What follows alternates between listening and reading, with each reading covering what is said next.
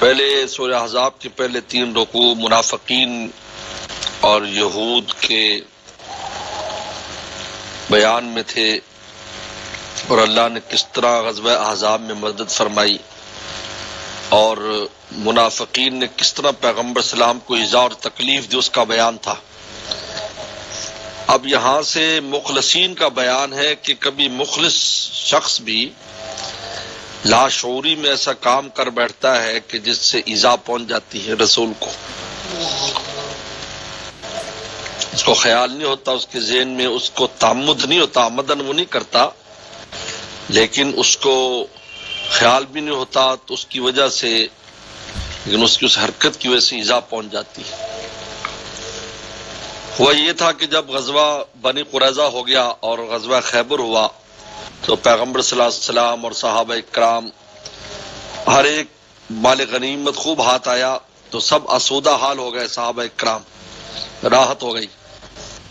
تو اس وقت ازواج مطہرات نے پیغمبر صلی اللہ علیہ وسلم سے عرض کیا کہ ہمارے بہت تنگی تکلیف میں وقت گزر رہا ہے، آپ اگر تھوڑا سا اس میں آسانی کر دیں اور ہمارا کچھ نان نفقہ بڑھا دیں۔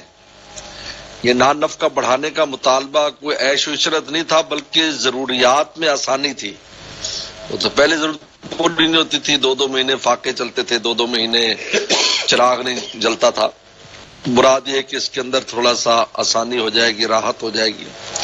تو آپ جو ہے نا یہ مطالبہ ازواج مطہرات نے کر دیا، کوئی ان کی دنیا اور ایسا کوئی مقصود نہیں تھا، عیش و عشرت کا کوئی سامان مقصود نہیں تھا، بلکہ صرف راحت مقصود تھی کہ ضروریات بھی پوری نہیں ہوتی۔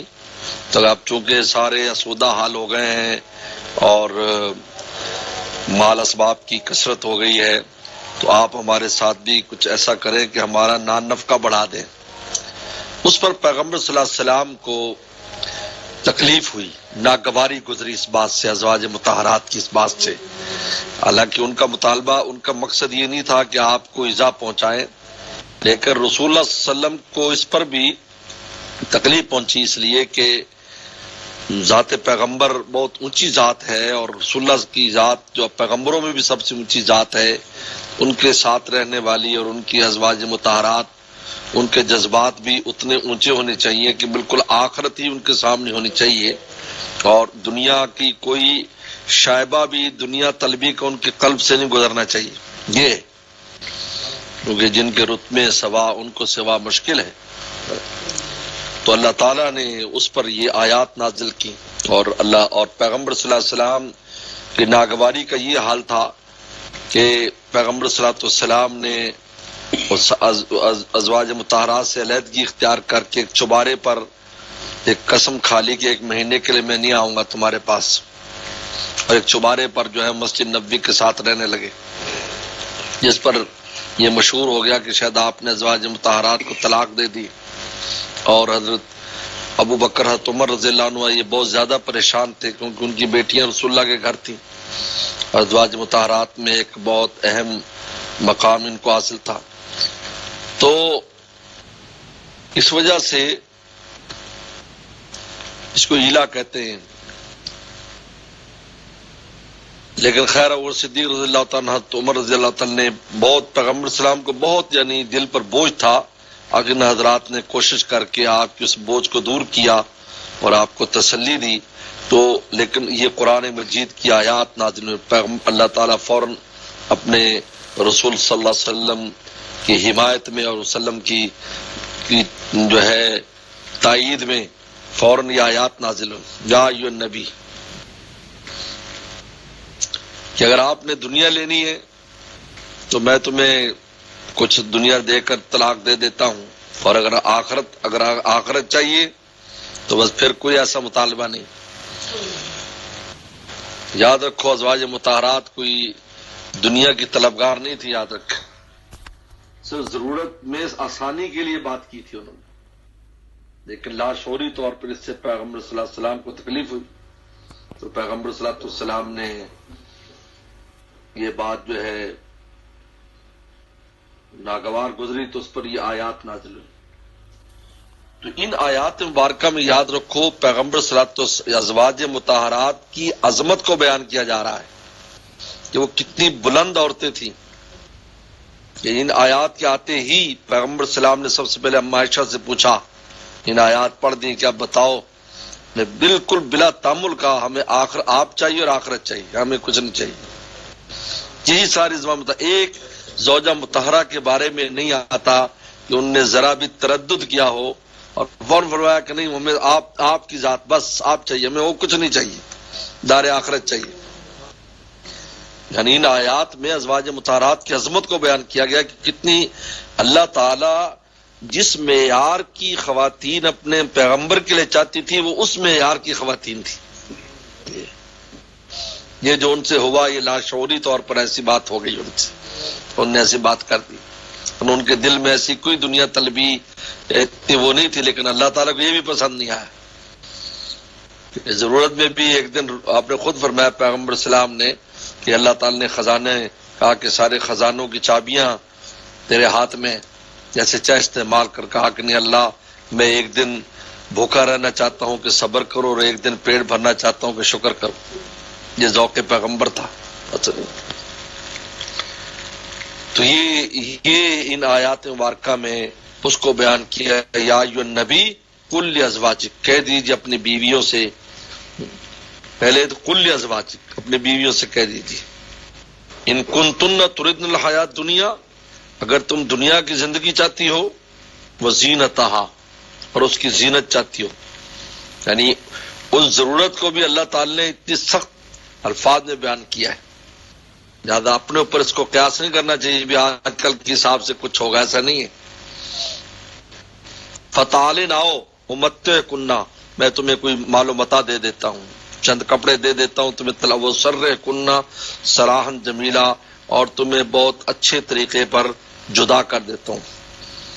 وسرحکن یعنی علیحدہ کر دیتا ہوں، سراحا جمیلا اچھے طریقے پر وصل کر دیتا ہوں.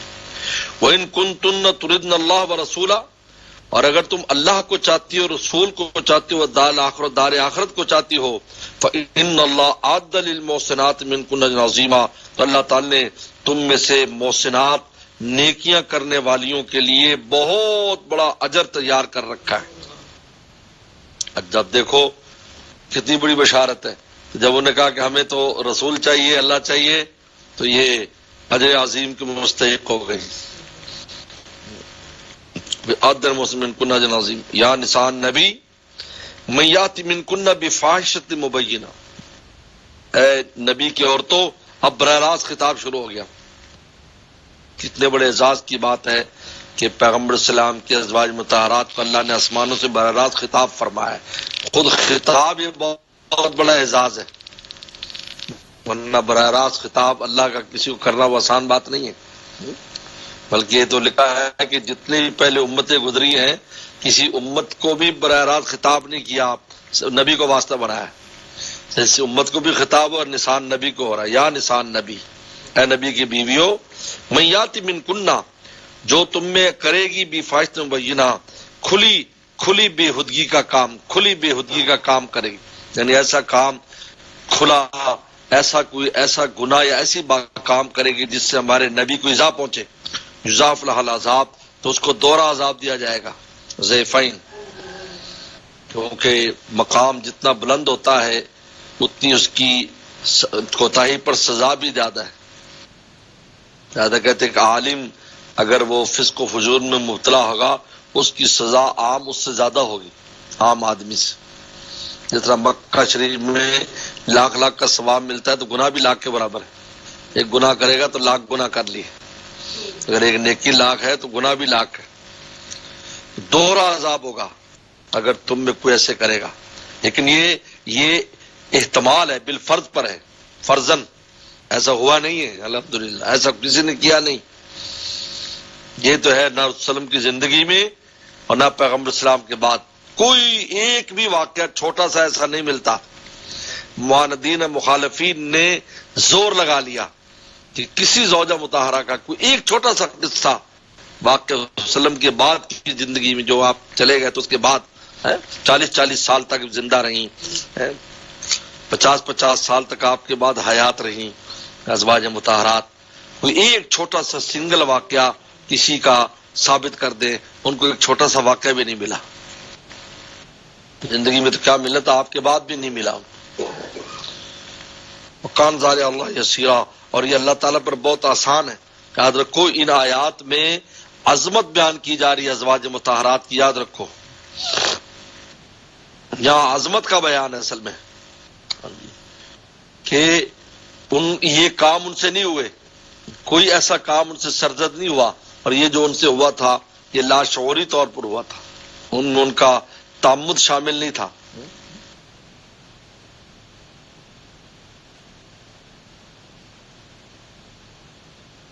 آگے فرماتے ہیں اعوذ باللہ من الشیطان بسم اللہ الرحمن الرحیم ومن یقنت منکن للہ ورسولہ وتعمل صالحا نؤتها اجرها مرتين واعتدنا لها رزقا کریما یا نساء النبی لستن كأحد من النساء ان اتقیتن فلا تخضعن بالقول فيطمع الذي في قلبه مرض وقلن قولا معروفا وقرن في بيوتكن ولا تبرجن تبرج الجاهلية الأولى وأقمن الصلاة وآتينا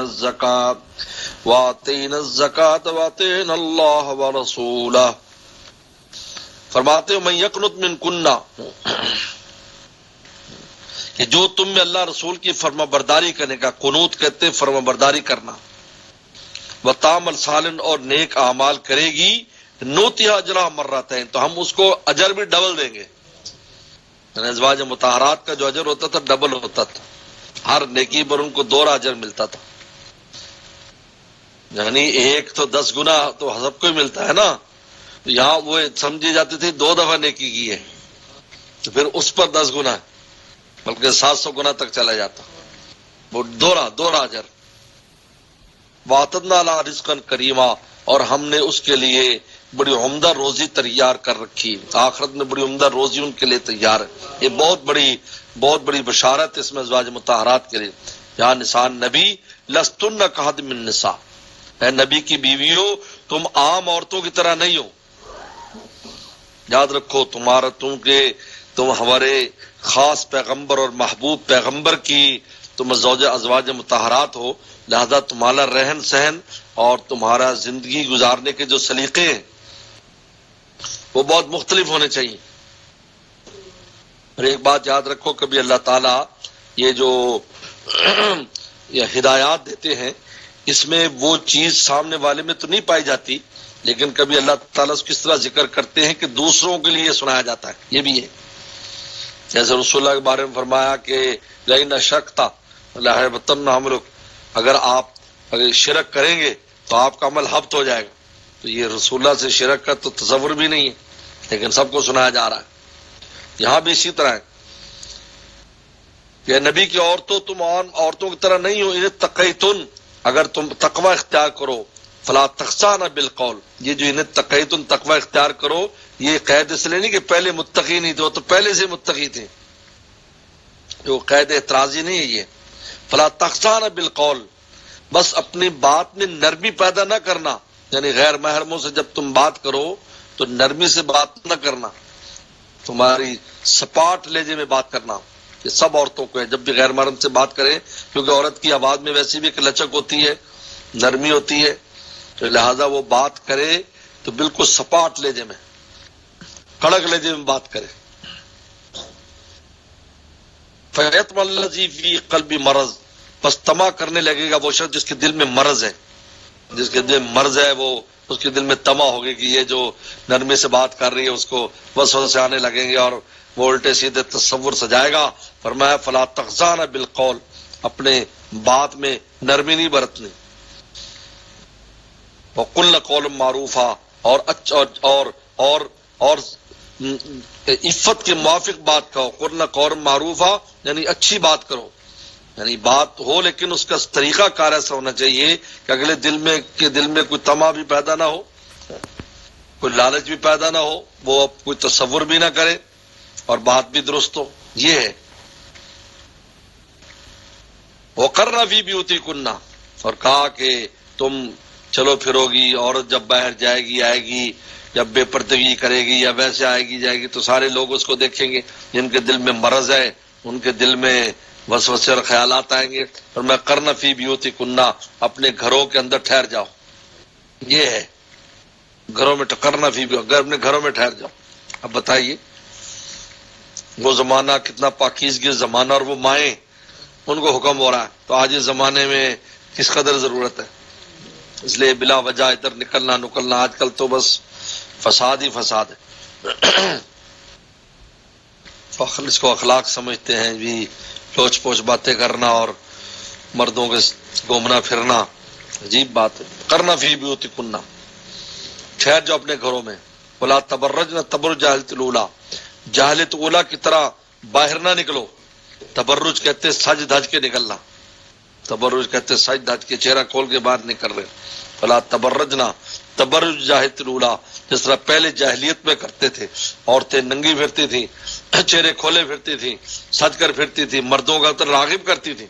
آپ بتائیے آج اگر یہ ماحول ہے تو یہ کوئی جدت نہیں ہے، یہ تو جاہلیت الاولی کا دور ہے. قرآن کہہ رہا ہے یہ ماڈرن چیز نہیں ہے. یہ تبرج جو ہے، تبرج سج دھج کے بے پردہ نکلنے کا نام تبرج ہے. تو قرآن کہہ رہا ہے تبرج جاہلیت الاولی، یہ پہلی جاہلیت جیسا تبرج نہ کرو. تو معلوم ہے کہ یہ جو آج ماحول بنا ہوا ہے یہ تبرج جاہلیت ہے. یہ کوئی نئی چیز نہیں، نئی چیز عفت اور پاک دامنی اسلام نے دی ہے. کرنا فی بیوت، گھروں میں رہو، بلا ضرورت باہر نہ نکلو. واقیم الصلاۃ، نماز قائم کرو، زکات دو. واطیعوا اللہ ورسولہ، اور اللہ رسول کی اطاعت کرو.